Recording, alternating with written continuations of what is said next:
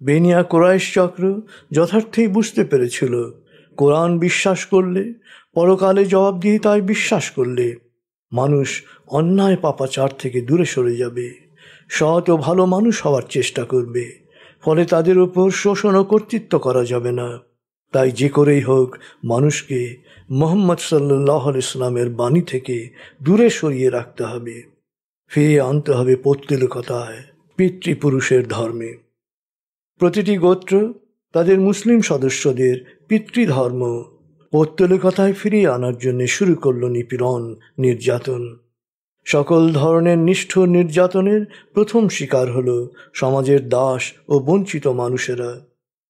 বিলালের ঘটনা থেকে বোঝা যায় তাদের বিশ্বাসের পরীক্ষা ছিল কত নির্মম, নিষ্ঠুর। উমাইয়া ইবনে খালাফ জানতে পারলেন যে তার হাবশীকৃত দাস বেলাল ইবনে রাবাহ পৌত্তলিকতা ত্যাগ করে গোপনে মুসলমান হয়ে গেছে। তখন তার মাথায় শুধু একটাই চিন্তা, কতভাবে নির্যাতন করলে সে পথে আসবে।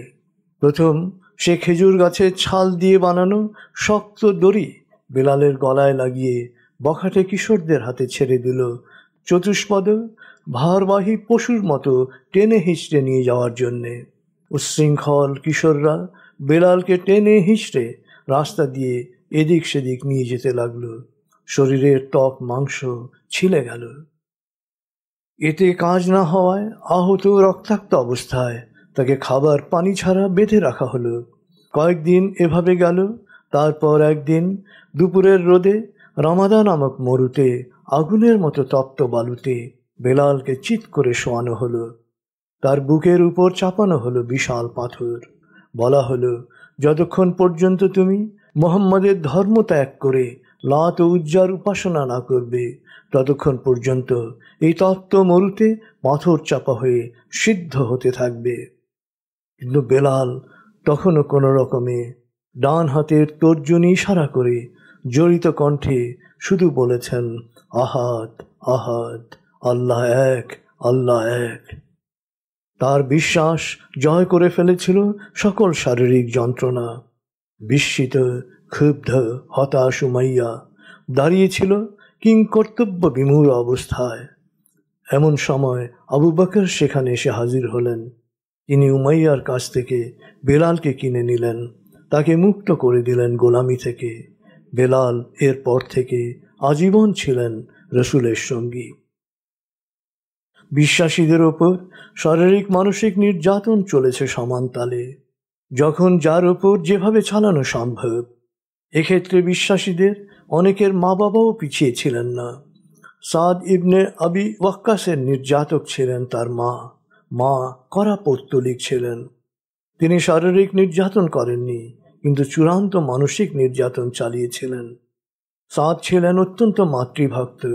মা যখন জানতে পারলেন ছেলে ইসলাম গ্রহণ করেছে, তখন তিনি শপথ করে বললেন, সাদ, তুমি আমার ধর্মে ফিরে না আসা পর্যন্ত আমি পানাহার করব না, আমি না খেয়ে মারা যাব।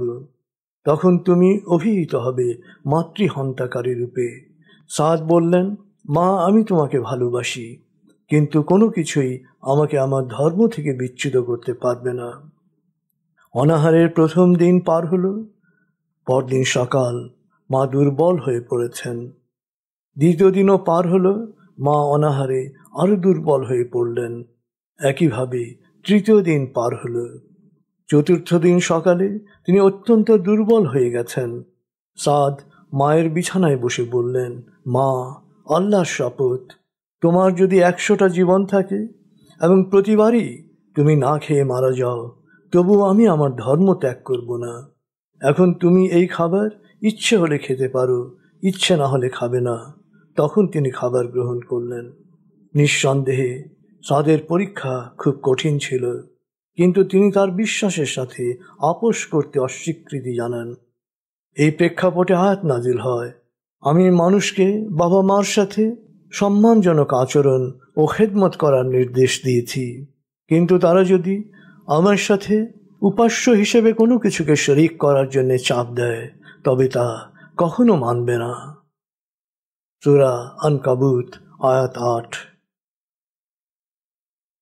ইসলামের প্রথম শহীদ একজন নারী, বনু মখজুম গোত্র কৃতদাস আম্মার তার বাবা ইয়াসির ও তার মা সোমাইয়াকে পৌত্তলিকতায় ফিরিয়ে আনার জন্যে রামাদার তপ্ত মরুতে নিয়ে গেল। আম্মারকে খালি গায়ে লোহার পাতের বর্ম পরিয়ে তপ্ত মরুতে শোয়ানো হলো। তার ত্বক ও মাংসপেশিতে সাথে সাথে ফোসকা পড়ে গেল। একই নির্যাতনের শিকার হলো পুরো পরিবার, কিন্তু তাদের বিশ্বাসে কোনো ফাটল ধরেনি। নিষ্ঠুর নির্যাতনের পর সুমাইয়াকে বিশ্বাসচ্যুত করতে ব্যর্থ হওয়ায় ক্ষোভে ক্রুদ্ধ হয়ে আবু জেহেল বর্ষা দিয়ে বুকে আঘাত করে তাকে হত্যা করল। মক্কার কর্মকার খব্বাব ইবনে আল আরাতকে পৌত্তলিকতায় ফিরিয়ে নেওয়ার জন্যে চুল্লি থেকে তোলা জ্বলন্ত কয়লার উপর হাত পা বেঁধে শোয়ানো হলো। একজন তার বুকের উপর পা দিয়ে চেপে রাখল। খব্বাবের মাংস, রক্ত ও চর্বি গলে আগুন নিভে গেল। এই ঘটনার ২৭ বছর পর খলিফা ওমর একদিন তাকে জিজ্ঞেস করছিলেন তার উপর নির্যাতন সম্পর্কে। খব্বাব শুধু জামা তুলে পিঠ দেখিয়েছিলেন। পিঠের পোড়া গর্তগুলো দেখে ওমর গভীর বেদনাহতভাবে বলেছিলেন, আমি জীবনে এমন নিষ্ঠুরতা দেখিনি। মক্কায় ইসলাম গ্রহণকারী দাস ও সহায় হিন্দের উপর নিষ্ঠুর নির্মম নির্যাতন তখন হয়ে ওঠে নিত্যদিনের ঘটনা। নির্মম নির্যাতন সত্ত্বেও ইসলামের প্রতি সাধারণ মানুষের আকর্ষণ বাড়তে লাগল। প্রতিদিনই কেউ না কেউ ইসলাম গ্রহণ করছে। শুধু বঞ্চিতদের মধ্য থেকেই নয়, অভিজাত পরিবারগুলোর ভালো মানুষরাও ঝুঁকে পড়ল ইসলামের দিকে। অভিজাত পরিবার থেকে নবীজির অনুসারীর সংখ্যা বাড়ার সাথে সাথে শোষক শ্রেণী প্রমাদ গুনল। মুসলমানরা একত্র হলে তাদের জন্য হুমকি হয়ে দাঁড়াতে পারে, তাই এদের সমূলে বিনাশ করার জন্যে চরম পন্থা গ্রহণে অন্যদের প্ররোচিত করতে শুরু করল। নবীজি তখন অনুসারীদের একটা বড় অংশকে আবিসিনিয়া, বর্তমান ইরিত্রিয়ায় প্রেরণের এক দূরদর্শী সিদ্ধান্ত নিলেন। প্রথমত, চরমপন্থী বিরোধীদের উদ্বেগ কমানো। হিজরতের ফলে মক্কায় মুসলমানদের সংখ্যা কমে যাবে, ফলে বিরোধীরা অবশিষ্টদের কোনো হুমকি মনে করবে না। দ্বিতীয়ত, মক্কার বাইরে সত্য ধর্মের অনুশীলন ও প্রচারের জন্য একটি নিরাপদ কেন্দ্র স্থাপন। সাধারণভাবে মনে করা হয় দৈহিক নির্যাতনের হাত থেকে সামাজিকভাবে দুর্বল অনুসারীদের জীবন রক্ষাই ছিল এই হিজরতের উদ্দেশ্য, কিন্তু প্রাথমিকভাবে হিজরতকারীদের তালিকার দিকে তাকালেই বোঝা যায় শুধু জীবন রক্ষা নয়, মূল উদ্দেশ্য ছিল নতুন ভূখণ্ডে চেতনার বিস্তার। হিজরতকারীদের এই তালিকায় ছিলেন উমাইয়া গোত্রের উসমান ইবনে আফফান, আব্দ শামস গোত্রের আবু হুজাইফা ইবনে উতবা, যার পিতা ছিলেন মক্কার একজন গোত্রপ্রধান, আসাদ গোত্রের আল জুবাইর ইবনে আওয়াম, জোহরা গোত্রের আব্দুর রহমান ইবনে আউফ, মখজুমি গোত্রের আবদুল্লাহ ইবনে আবদাল আসাদ, ফিহির গোত্রের সুহাইল ইবনে ওয়াহাব, আব্দ আল দার গোত্রের মুসাব ইবনে উমাইর, হাশিম গোত্রের জাফর ইবনে আবু তালিব। এরা সবাই ছিলেন কুরাইশ বংশীয়। এদের পরিবার মক্কার ক্ষমতার আসনে প্রতিষ্ঠিত। তখনকার আরবদের গোত্রীয় রীতি অনুসারে দাস ও গরিবদের উপর যে অমানসিক দৈহিক নির্যাতন করা সহজ, তা এদের উপর করা তত সহজ ছিল না। নবীজির পরামর্শে নির্বিঘ্নে ধর্ম পালনের প্রত্যাশায় উসমান ইবনে আফফান প্রথম হিজরতকারী হিসেবে মক্কা ত্যাগ করেন। তার সাথে ছিলেন স্ত্রী নবীকন্যা রুকাইয়া। এ দলে উসমান ইবনে মাজউন, আমির ইবনে রাবিয়া ও তার স্ত্রী লায়লা, উম্মে সালামা, মুসাব ইবনে উমাইর, আবু সাবরা, আবু হুজাইফা ও তার স্ত্রী শাহলা, আবু সালামা, জুবাইর ইবনে আওয়াম, আব্দুর রহমান ইবনে আউফ সহ ছিলেন 15 জন। দলনেতা ছিলেন উসমান ইবনে মাজউন। পরবর্তী সময়ে ছোট ছোট দলে বিভক্ত হয়ে মোট 82 জন আবিসিনিয়ায় হিজরত করেন। তিনি হিজরতকারীদের উদ্দেশ্যে বলেন, তোমরা এমন এক দেশে যাচ্ছ যেখানকার রাজা কারো উপর অবিচার করেন না। তার এই মন্তব্য থেকে বোঝা যায় তিনি চারপাশের রাজনৈতিক পরিস্থিতি সম্পর্কে সুনির্দিষ্টভাবেই খোঁজ খবর রাখতেন। আবিসিনিয়ার উদ্দেশ্যে সবচেয়ে বড় দলটি হিজরত করে জাফর ইবনে আবু তালিবের নেতৃত্বে। কুরাইশরা এদের ফেরত আনার জন্যে আমর ইবনুল আসের নেতৃত্বে শক্তিশালী প্রতিনিধি দল প্রেরণ করে আবিসিনিয়ার রাজা নজ্জাসির দরবারে। রাজদরবারে রাজার প্রশ্নের জবাবে জাফর ইবনে আবু তালিব মুসলমানদের উপর কুরাইশদের নির্যাতনের মর্মস্পর্শী বিবরণ দেন। তিনি বলেন, মহামান্য রাজা, নিকট অতীতে আমরা মূর্খ ছিলাম। আমরা মূর্তি পূজা করতাম, যে কোনো মৃত প্রাণীর মাংস খেতাম, সব ধরনের পাপাচারে নিমজ্জিত ছিলাম। আত্মীয়তার সম্পর্ক খুব সহজেই ছিন্ন করতাম। প্রতিবেশীদের সাথে মন্দ আচরণ করতাম। সবলরা দুর্বলের সম্পত্তি হজম করে ফেলতাম। আমাদের রীতি ছিল জোর যার মুল্লুক তার। জাফর ইবনে আবু তালিব বলেন, আমাদের এই অধঃপতিত অবস্থায় আল্লাহ আমাদের মধ্য থেকেই একজনকে নবী হিসেবে পাঠালেন। তাঁর সততা, সত্যবাদিতা ও বিশ্বস্ততা সম্পর্কে আমরা পূর্ব থেকেই জানতাম। তিনি আমাদেরকে এক আল্লাহর উপাসনা করতে বললেন, তাই আমরা আমাদের পূর্বপুরুষদের সকল উপাস্যকে বর্জন করলাম, শুধু এক আল্লাহকে উপাস্য হিসেবে গ্রহণ করলাম।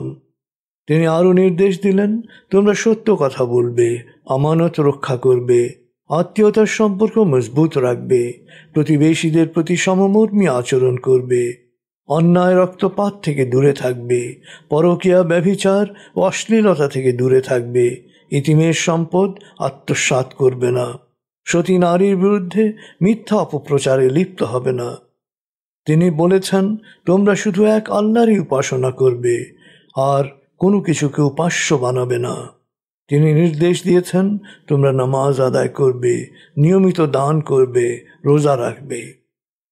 জাফর আরও বলেন, আমরা তার উপর বিশ্বাস স্থাপন করলাম এবং আমরা আল্লাহর প্রেরিত ধর্ম অনুসরণ শুরু করলাম। তিনি আমাদের জন্যে যা নিষিদ্ধ করেছেন তা আমরা বর্জন করলাম, আর তিনি যা বৈধ করেছেন তা করণীয় রূপে গ্রহণ করলাম। এরপর আমাদের স্বগোত্রীয়রাই আমাদের সাথে শত্রুতা শুরু করল। আল্লাহর পরিবর্তে আগের মতোই মূর্তি পূজায় ফিরে যাওয়া, আগের মতোই সকল অনাচারে লিপ্ত হতে বাধ্য করার জন্যে তারা সকল ধরনের বর্বর নির্যাতন শুরু করল। তখন আমাদের নবী নির্দেশ দিলেন আপনার দেশে আশ্রয় নেওয়ার জন্যে। মহানুভব রাজা, আমরা বিশ্বাস করি আপনার কাছে আমরা আশ্রয় ও সুবিচার পাব। রাজা নজ্জাসী কুরাইশদের হাতে হিজরতকারীদের প্রত্যর্পণ করতে অস্বীকৃতি জ্ঞাপন করলেন। হিজরতকারীরা আবিসিনিয়ায় বসবাস, ধর্ম পালন ও ধর্ম প্রচারের কাজে মনোযোগী হলেন। সেখানেও স্বাভাবিকভাবেই তারা অনেক প্রতিকূলতার মোকাবেলা করেছেন। জাফর তার মিশনের কাজ সমাপ্ত করে সদল বলে আবিসিনিয়ান মুসলমানদের নিয়ে খায়বারের যুদ্ধের পর মদিনায় ফিরে আসেন।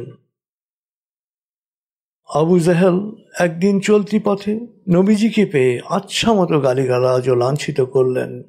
নবীজি কোনো উত্তর না দিয়ে চুপচাপ স্থান ত্যাগ করলেন। নবীজির চাচা ও দুধ ভাই হামজা সেদিন শিকার শেষে ঘরে ফিরছিলেন।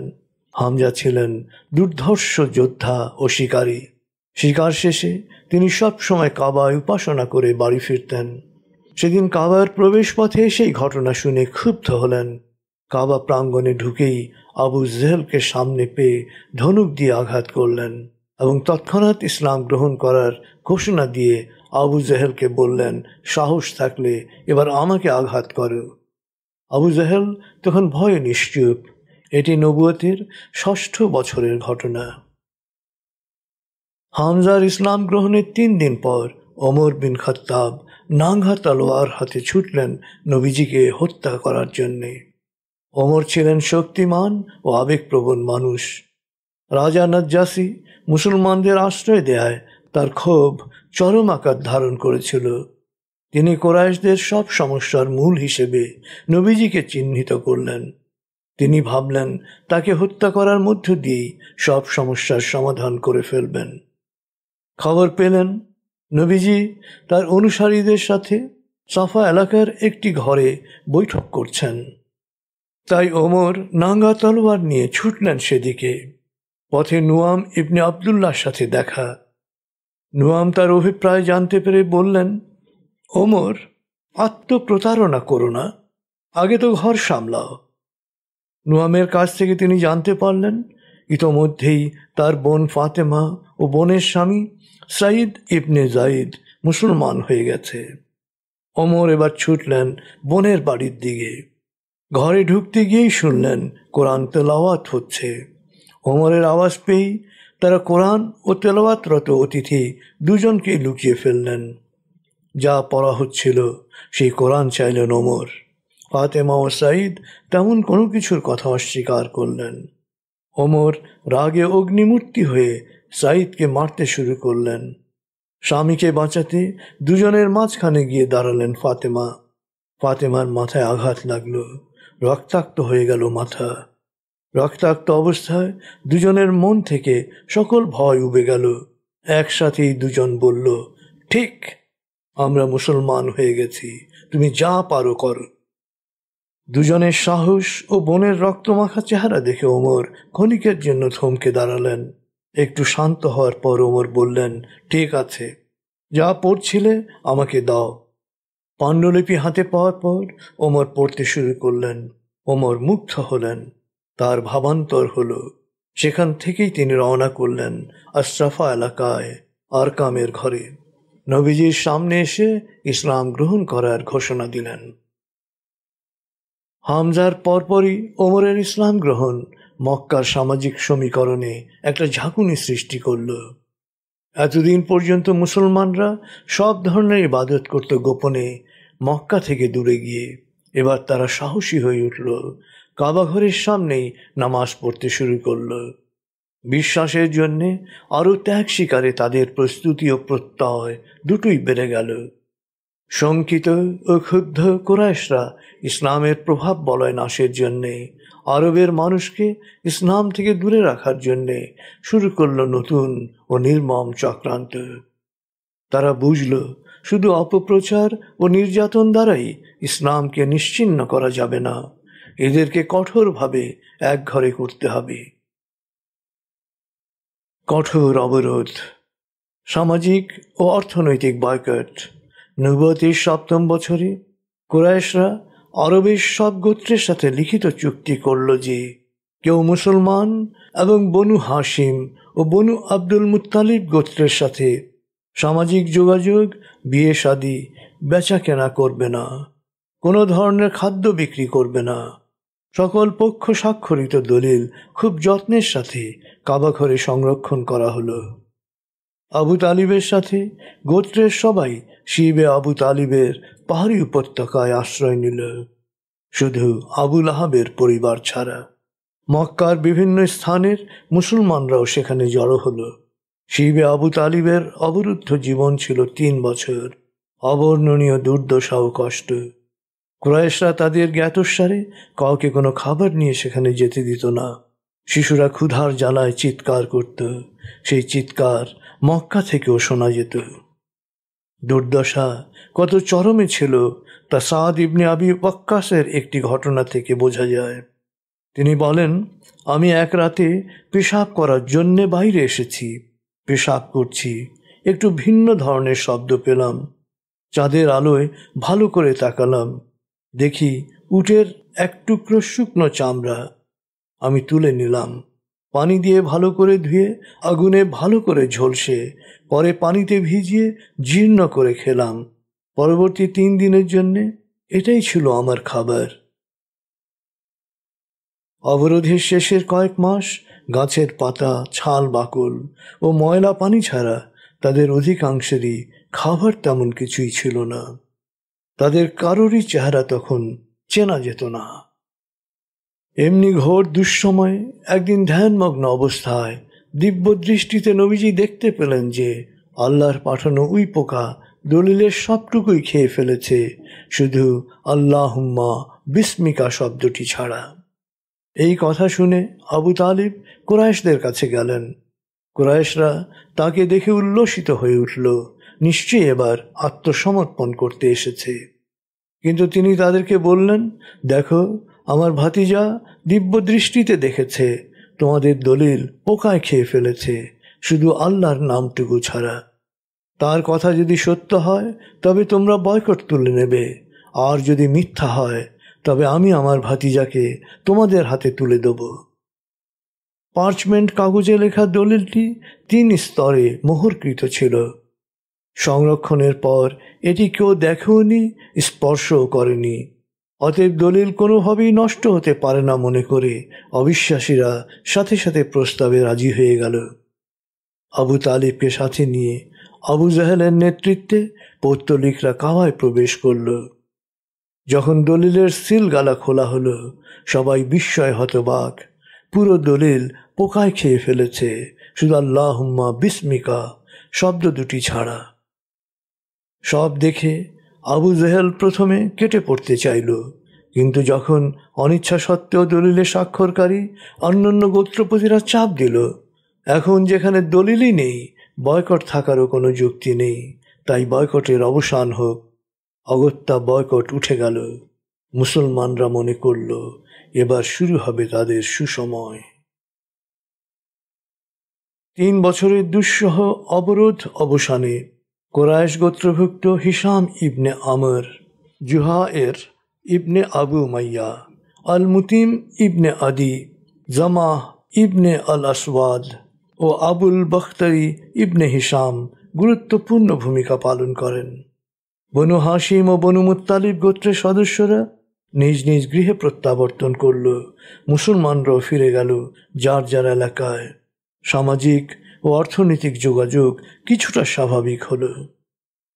প্রতিপক্ষের নির্যাতনের মুখে অহিংস প্রতিরোধ, অর্থাৎ সকল নির্যাতন সহ্য করেও নিজ বিশ্বাসে অটল থাকা এবং প্রতিপক্ষের বিরুদ্ধে কোনো সহিংস পদক্ষেপ না নেয়ার নীতির সার্থকতা ও কার্যকারিতা ইতিহাসে প্রথমবারের মতো প্রমাণিত হল। কোরাইশদের বয়কটের কারণে নির্যাতিত মুসলমানদের প্রতি আরবের সাধারণ মানুষের সহানুভূতি ও আগ্রহ বেড়ে গেল। শুধু মক্কায় নয়, দুর্গম মরু অঞ্চলেও ছড়িয়ে যেতে থাকল শাশ্বত ধর্মের বাণী। অবরোধের অবসানে দূর দূরান্ত থেকে ইসলাম গ্রহণের সংখ্যা বেড়ে গেল।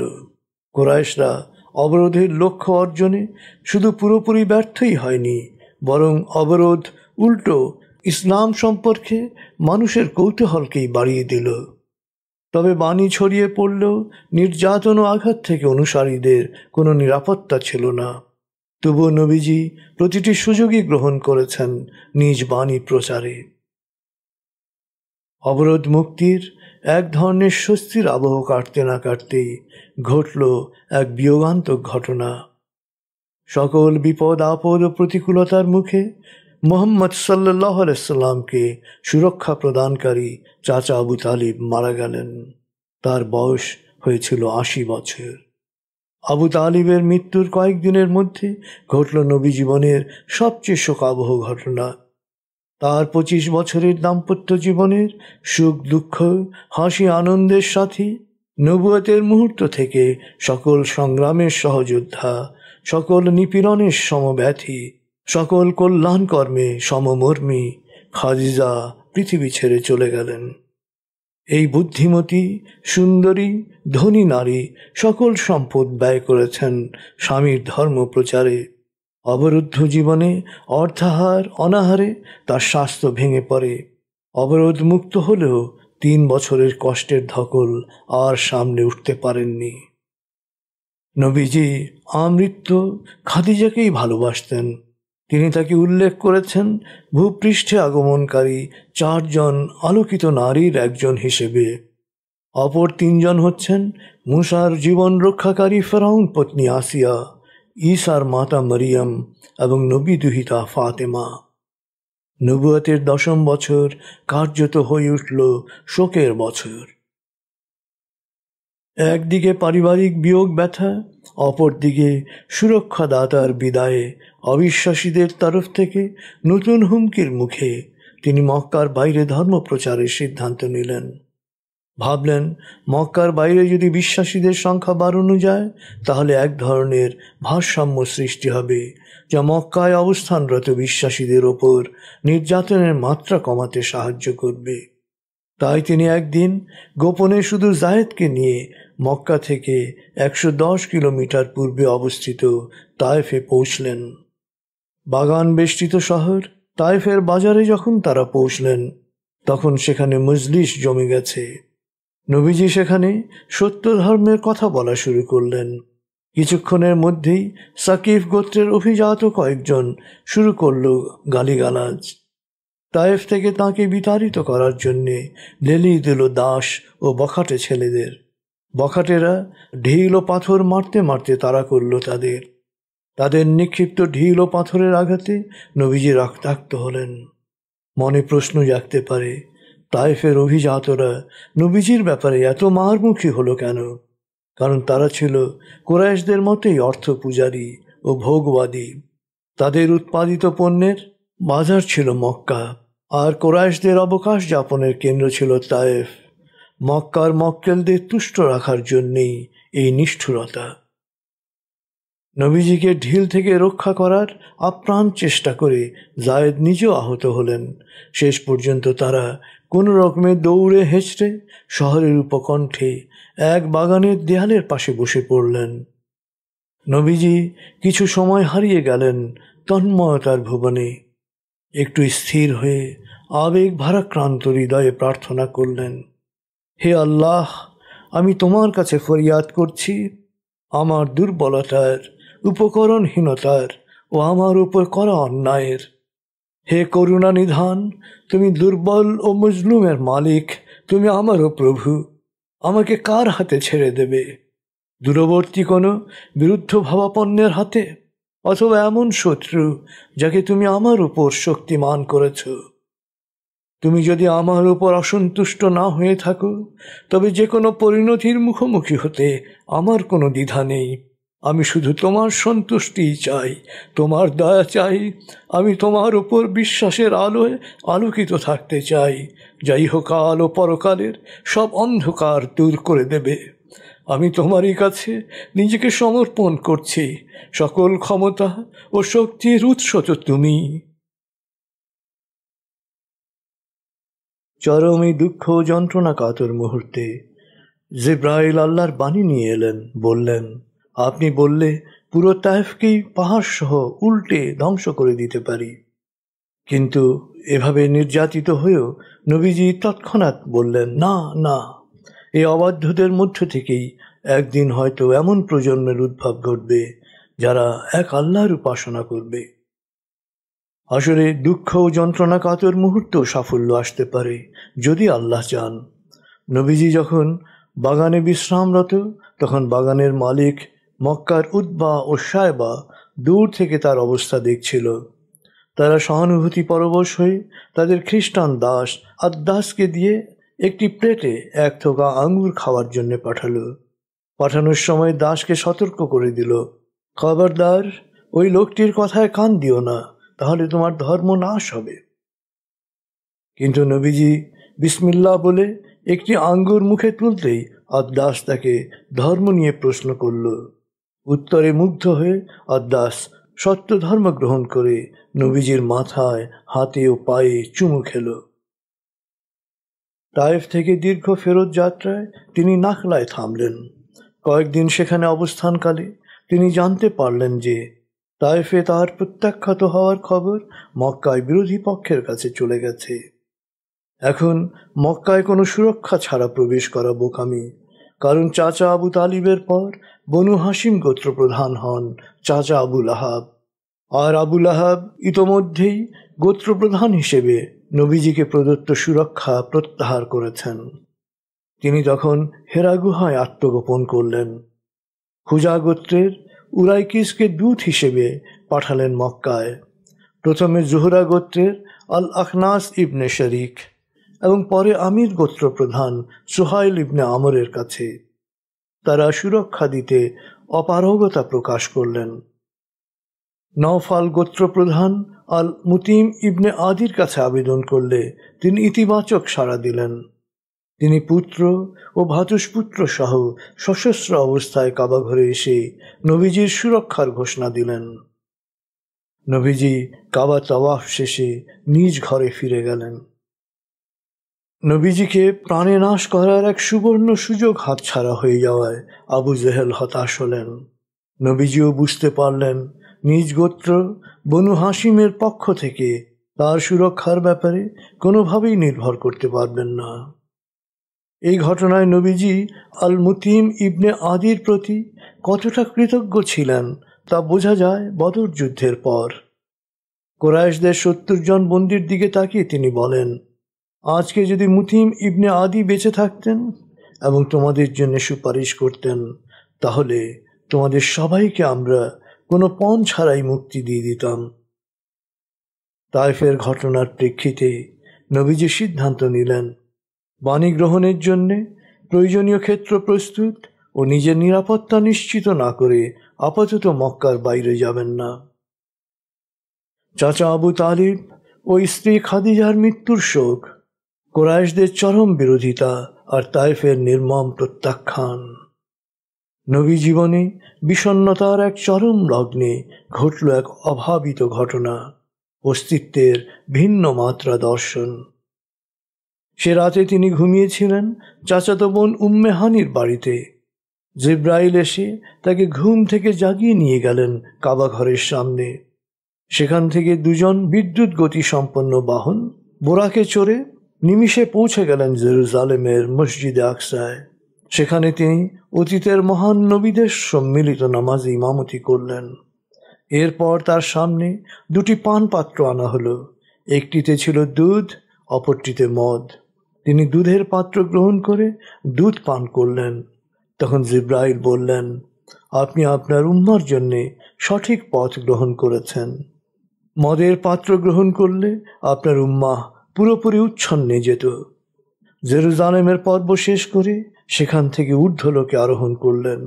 একের পর এক জান্নাত ভ্রমণ করলেন। প্রত্যেক জান্নাতেই আদম, ইব্রাহিম, নূহ, মুসা, ঈসা, ইউনুস, ইউসুফ প্রমুখ মহান নবীদের কারো না কারো সাথে সাক্ষাৎ হল, যারা মানব জাতিকে এক স্রষ্টার উপাসনার ডাক দিয়েছেন। তিনি এই ভ্রমণে অপরাধের জন্য যারা জাহান্নামে নিক্ষিপ্ত হবে তাদের শাস্তির নমুনা দর্শন করলেন। একই সাথে তিনি আল্লাহর সন্তুষ্টির উদ্দেশ্যে করা সৎকর্মের জন্য পুরস্কৃতদের নিবাস জান্নাতের সুখের নমুনা দর্শন করলেন। জান্নাতে প্রবহমান শান্তি ও সুখ তাকে এতটাই মুগ্ধ করল যে তিনি তার সকল অনুসারীর জন্যেই এই পুরস্কার কামনা করলেন। সিদরাতুল মুনতাহায় স্রষ্টার সরাসরি সান্নিধ্যের স্তরে পৌঁছার পর জিব্রাইল তার কাছ থেকে বিদায় নিয়ে বললেন, আমার জ্ঞানের সীমানা শেষ, এরপর এগোনোর শক্তি আমার নেই, আপনি এগিয়ে যান মহাপ্রভুর শানে। এরপর এগিয়ে গিয়ে তিনি যা দেখলেন, অনুভব করলেন, তা কোনো মানুষ কখনো দেখেনি। সেখান থেকে তিনি ফিরে এলেন 5 ওয়াক্ত নামাজ নিয়ে, যাতে সেজদায় অন্তর্চক্ষু উন্মোচিত হয়ে তার অনুসারীরাও লাভ করতে পারে এই অপার্থিব আনন্দের অংশ। ফেরত যাত্রায় আবার জেরুজালেম থেকে মক্কা রাতের মাত্র একটি অংশ কাটল বাইরে। ভোর হওয়ার আগেই ফিরে এলেন ঘরে। কিছুক্ষণ পর ঘরের সবাই উঠে নামাজ পড়লে তিনি উম্মে হানিকে বললেন পুরো ঘটনা। উম্মে হানি তার কথাকে সত্য হিসেবে গ্রহণ করলেন, কিন্তু নবীজি ঘর থেকে বেরোনোর সময় উম্মে হানি তাকে সতর্ক করে বললেন, আমার ভয় হচ্ছে, এ কথা অন্যদের বললে তারা আপনাকে বিশ্বাস নাও করতে পারে। হলো তাই। আবু জেহেল সহ সত্য অস্বীকারীরা বিষয়টি নিয়ে হাসি তামাশা করতে লাগল, কিন্তু আবু বকর শোনামাত্রই বললেন, তিনি সত্য বলেছেন। আবু জেহেল তাকে বলল, তুমি এসব উদ্ভট বিষয়ও বিশ্বাস করবে? আবু বকর বললেন, আমি তো বিশ্বাস করি যে আল্লাহ তার কাছে নিয়মিত বাণী পাঠান। এই বিশ্বাসের কাছে ঊর্ধ্বাকাশে ভ্রমণের বিষয়টি তো অনেক সাধারণ। অবিশ্বাসীরা জানত নবীজি কখনো জেরুজালেম যাননি। তার কাছ থেকে জেরুজালেমের মসজিদুল আকসা বা বাইতুল মুকদ্দাসের বিবরণ জানতে চাইল। নবীজির মুখে বাইতুল মুকদ্দাসের বিবরণ শুনে তারা হতবাক হয়ে গেল। জানতে চাইল সিরিয়া থেকে ফেরত যাত্রাকারী কুরাইশদের বাণিজ্য কাফেলার কথা, কাফেলার অবস্থান, বিবরণ ও কখন মক্কায় ফেরত আসবে সে কথাও নবীজি বর্ণনা করলেন। নির্দিষ্ট দিনেই কাফেলা ফিরে এলো। কাফেলা সম্পর্কিত বিবরণও যথাযথ বলে পরিগণিত হল। মেরাজের পুরো ঘটনা নিজ কাজের প্রতি নবীজির আস্থাকে যেমন জোরদার করল, তেমনি বিশ্বাসীদের বিশ্বাসকেও করল দৃঢ়।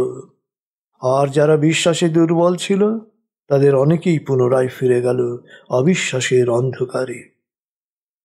মেরাজের মধ্য দিয়ে নবীজি নিজেই শুধু স্থান কালের সীমানা অতিক্রম করলেন না, তার প্রচারিত ধর্ম অতিক্রম করল স্থান কাল।